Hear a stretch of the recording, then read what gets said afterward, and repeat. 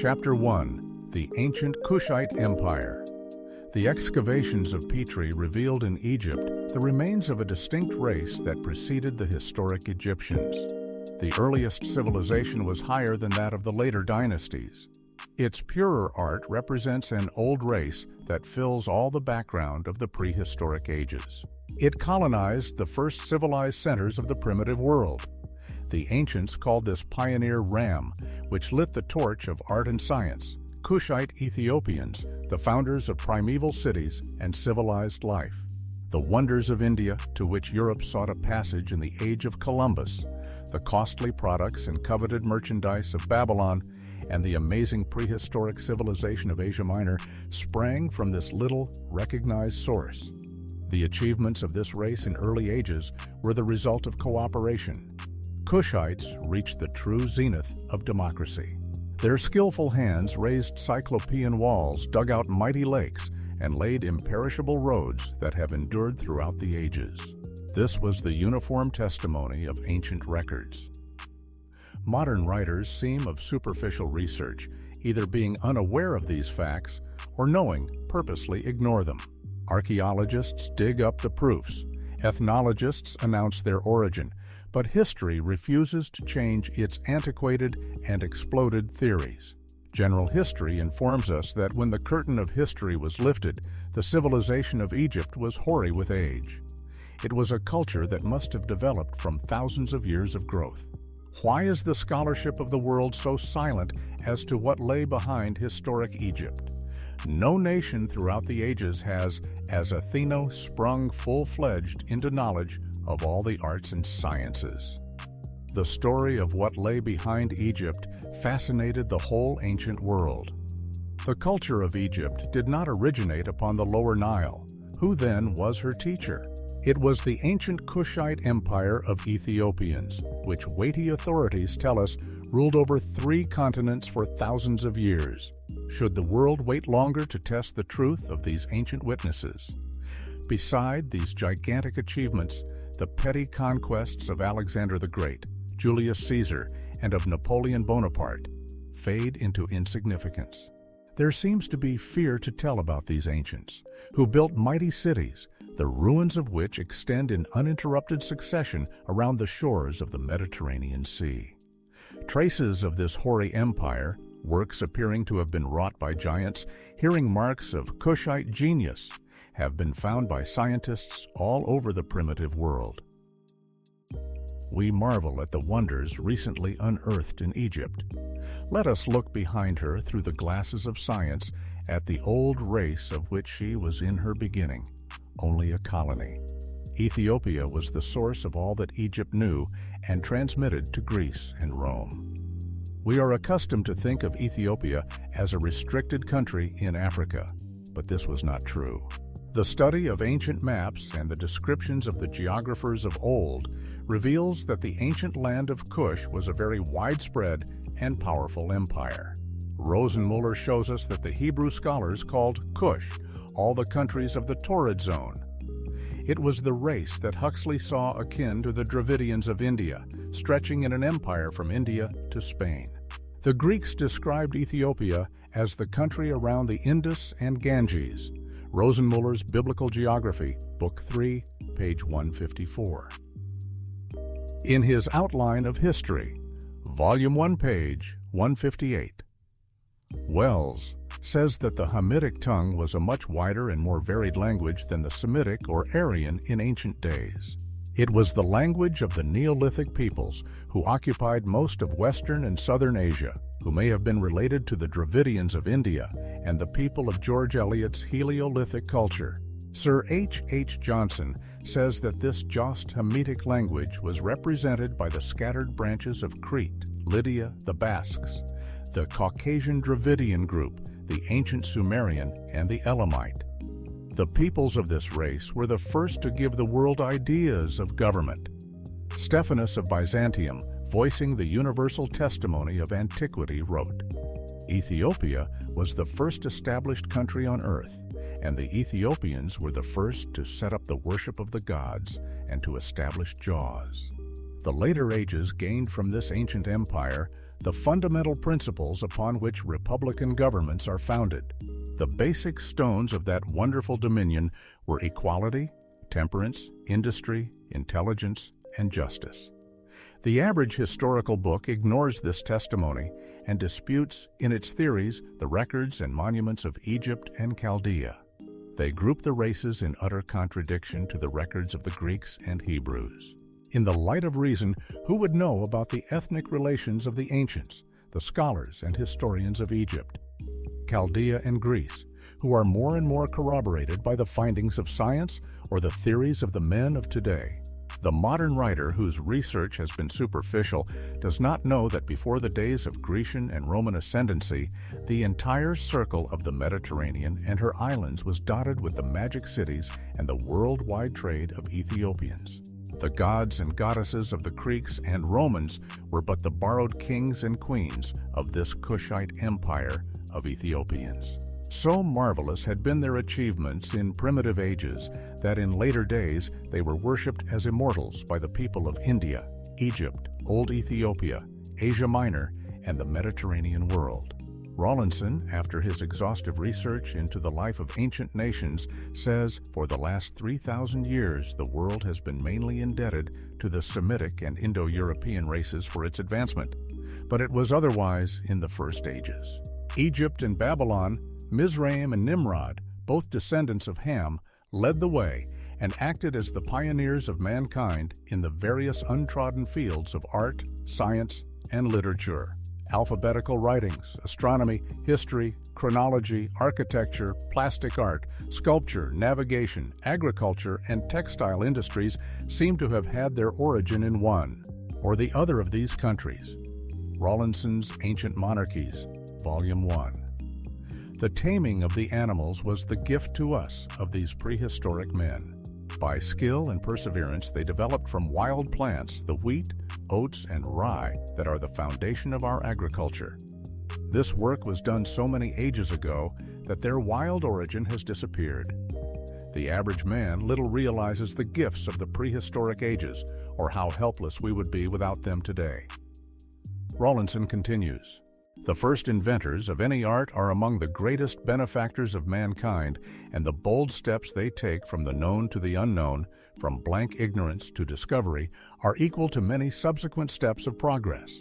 Bunsen says in his Philosophy of Ancient History, the Hamitic family, as Rawlinson proves, must be given the credit for being the fountainhead of civilization. This family comprised the ancient Ethiopians, the Egyptians, the original Canaanites, and the old Chaldeans. The inscriptions of the Chaldean monuments prove their race affinity. The Bible proves their relationship. It names the sons of Ham as Cush, Mizraim, Phut, and the race of Canaan. Mizraim peopled Egypt and Canaan, the land later possessed by the Hebrews. Phut, located in Africa, and Cush extended his colonies over a wide domain. Philosophy of Ancient History, Bunsen, page 51. Bunsen concludes by saying, Cushite colonies were all along the southern shores of Asia and Africa, and by the archaeological remains, along the southern and eastern coasts of Arabia. The name Cush was given to four great areas, Media, Persia, Susiana, and Aria, or the whole territory between the Indus and Tigris in prehistoric times. In Africa, the Ethiopians, the Egyptians, the Libyans, the Canaanites, and Phoenicians were all descendants of Ham. They were a black or dark-colored race and the pioneers of our civilization. They were emphatically the monument builders on the plains of Shinar and the valley of the Nile from Meroe to Memphis. In southern Arabia, they erected wonderful edifices. They were responsible for the monuments that dot southern Siberia and, in America along the valley of the Mississippi down to Mexico, and in Peru, their images and monuments stand as voiceless witnesses. This was the ancient Cushite empire of Ethiopians that covered 3 worlds. Some of our later books recognizing their indisputable influence. In primitive culture, speak of them as a brunette brown race representing a mysterious Heliolithic culture. Wells, testifying from researches of Elliott Smith admits that this culture may have been oozing around the world from 1500 BC to 1000 BC. He calls it the highest early culture of the world.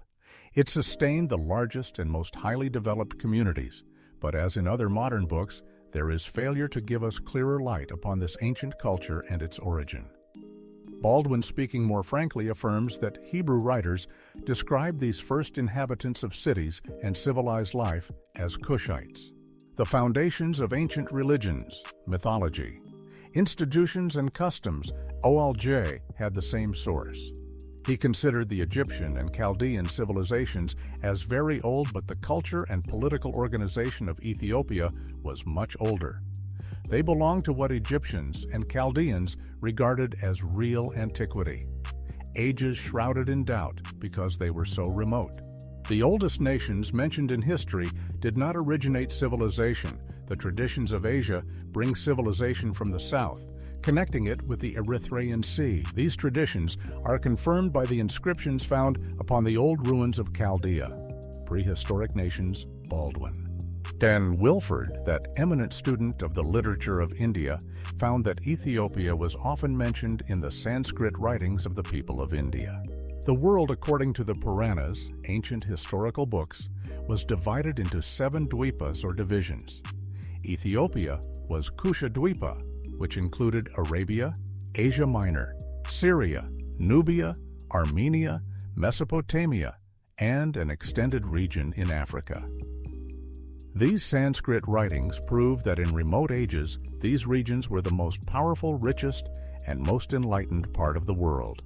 From these authoritative records and the conclusions drawn by historians of deeper research, we would decide that many ancient peoples, who have been assigned to other races in the average historical book of modern times, were in reality Ethiopians. There were nations that called themselves Cushites, who never knew themselves under the titles and classifications that superficial students have given them. The Phoenicians in the days of Christ called themselves Ethiopians. The scriptures and ancient records called the Samaritans Cushites. To create a true story of the ages, the entire fabric of the ethnological relationship of the races will have to be torn down to be more honestly laid. This Ethiopia, which existed for long ages before its wonderful power was broken, cannot be limited to the short chronological period of history that. The facts of geology prove to be in error. The Bible gives no figures for the epochs of time. It speaks of creation and its after periods in God cycles that we cannot resolve into figures. We read in Prehistoric Nations, in the oldest recorded traditions, Cushite colonies were established in the valley of the Nile, Barbara, and Chaldea. This beginning must have been not later than 7,000 or 8,000 BC, or perhaps earlier. They brought to development astronomy and the other sciences which have come down to us. The vast commercial system by which they joined together the ends of the earth was created and manufacturing skill established. The great period of Cushite control had closed many ages prior to Homer, although separate communities remained not only in Egypt, but in southern Arabia, Phoenicia, and elsewhere. Prehistoric Nations, pages 95-96. Baldwin continues, 5000 BC Egypt and Chaldea became separate. The Cushites were still unrivaled, 3500 to 3000 BC. The kingdom divided again. We do not know what caused the breaking up of the old empire, which for thousands of years had held imperial sway. It may have been that the first cities and civilization extended beyond the deluge. The Sabaeans, Himyarites, and Ethiopians maintained supremacy almost to modern times, but the ancient glory had departed previous to the rise of Assyria, 1300 BC. Not long before the Arabian Peninsula had been overrun by Semites, chiefly nomads, who became the permanent inhabitants. The previous conquests of the ancient world, denominated by modern books as Semitic, were Cushite Arabian, and not of the later Semitic Arabian race. Through this error, many ancient branches of the Hamitic race are lined up as Semitic. After the rise of Assyria, entire Ethiopians above Egypt became the central representatives of that power that had exercised world empire for thousands of years. What kind of race could this have been that could throw such giant shadows upon time's dawn? The stories of the Arabian Nights, which so enthralled us in childhood and to which the childhood of the world clings as though they were true, has this historic basis. They picture the activities and worldwide scope of Cushite civilization in the declining days of Ethiopian glory. Its scenes represent India, Persia, Arabia, and Chaldea, which were primitively Cushite in the decline of the gold and silver ages of ancient tradition. Archaeological research and findings are proving that there were such ages. The tales of the Arabian Nights, so marvelous and gripping in interest, did not spring from mere fancy alone, and because of this have for mankind an alluring and undying fascination. These tales, minus their genii and fairies, form an imperishable book picturing a far distant but powerful civilization. In the land of the ancient Chaldean, in Egypt, in happy Araby the Blessed, and along the shores of the Mediterranean. The evidences of this prehistoric civilization are being dug up in wonder by the archaeologists of the civilized nations today. Relics in their way as wonderful as the gems called up by Aladdin's lamp, hidden just as were his finds in chambers of the earth. Herein, whose researches furnish invaluable information to the later historians, says, from the remotest times to the present, the Ethiopians have been the most celebrated and yet the most mysterious of nations. In the earliest traditions of the more civilized nations of antiquity, the name of this most distant people is found. The annals of the Egyptian priests were full of them, and the nations of Inner Asia on the Euphrates and the Tigris have woven the fictions of the Ethiopians with their own traditions of the wars and conquests of their heroes. And at a period equally remote, they glimmer in Greek mythology. Dionysus, Hercules, Saturn, Osiris. Zeus and Apollo were Cushite kings of the prehistoric ages. Around these and other Ethiopian deities, the people of the Mediterranean and the Orient wove their mythologies. Prejudice and ignorance may have marked their deeds as fabulous, but the imperishable monuments that they left are not imaginary. They are the realistic reminders of a people who deeply impressed and colored the life, art, and literature of the ancient world. The prehistoric achievements of Cushite heroes were the theme of ancient sculpture, painting, and drama. They were the object of worship of all the nations that appear civilized at the dawn of history. The literature and music of Greece and Rome was permeated by this deep Ethiopian strain. These classic forms and ideals maintain supremacy in the art of modern times. Herein continues. When the Greeks scarcely knew Italy and Sicily by name, the Ethiopians were celebrated in the poems of their bards. They were the remotest nation, the most just of men, the favorites of the gods. The lofty inhabitants of Olympus journey to them and take part in their feasts.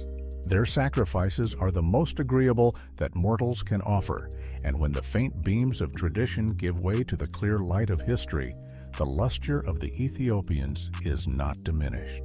They still continue to be objects of curiosity and admiration, and the pens of cautious and clear-sighted historians often place them in the highest rank of knowledge and civilization.